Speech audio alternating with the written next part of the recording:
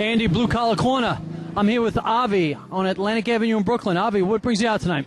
We're here to show our support for Israel and protest against the appearance of members from the Mavi Marmara boat who are speaking on the other side, who are coming really to spread their lies and accuse Israel of committing a massacre and just attacking peace activists who are trying to bring supplies to Gaza.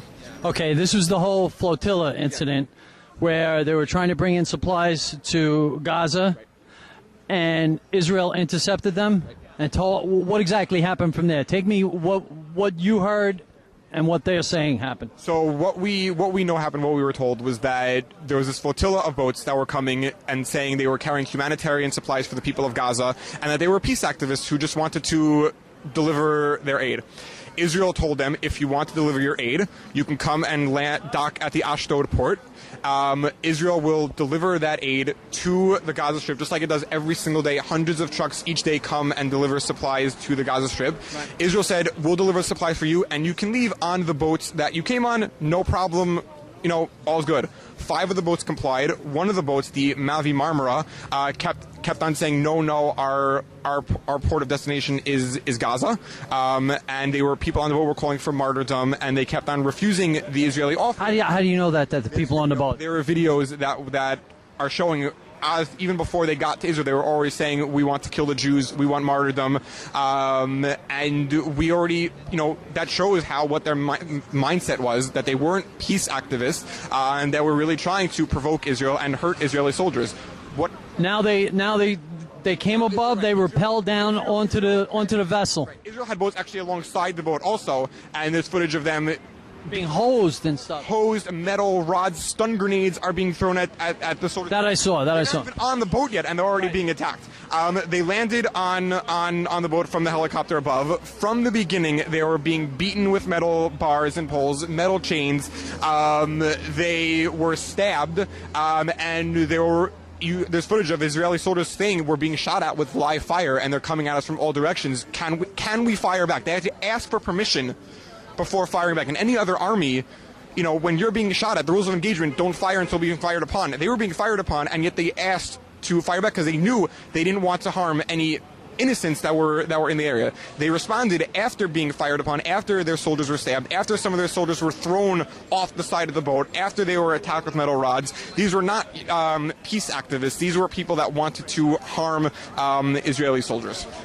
Okay, now, was this a staged event? Because I'm trying to understand this. What was their purpose? I mean, why were they above that vessel, and why and how did the protest come like a split second later? It seemed like as soon as the incident happened, the protests were lined up and ready to go. We know that when the Mavi Marmara boat docked in Istanbul, you had about 50 IHH activists. What is IHH? IHH is it's an acronym.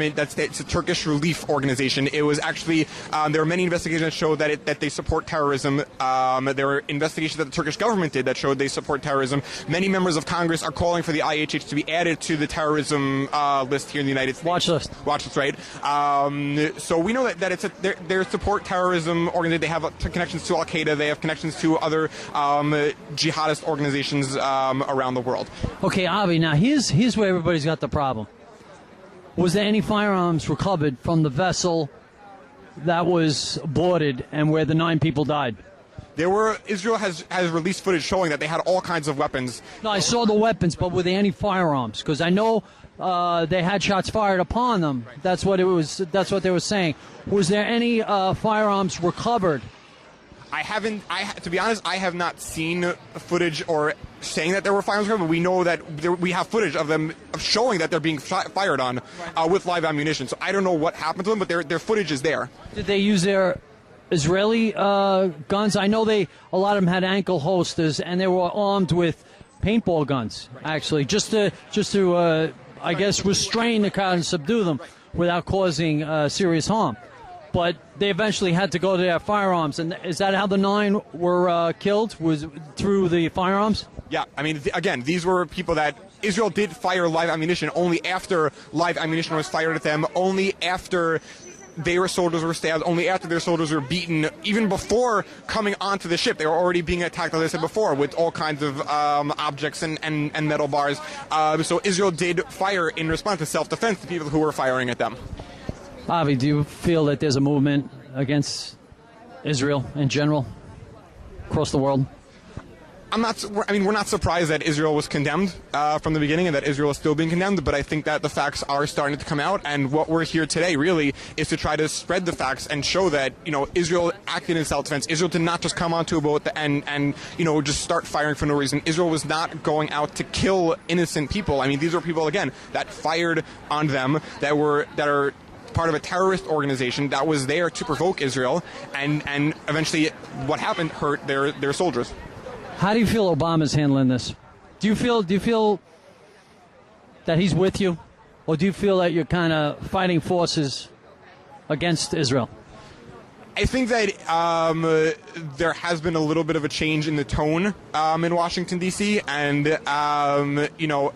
you did see that the Obama administration did not, right from the beginning, openly say that Israel was at fault, and they sort of, I don't know if they've been as supportive of Israel as we'd like them to be, and it'd be nicer if they were more supportive, and we're seeing the facts come out now.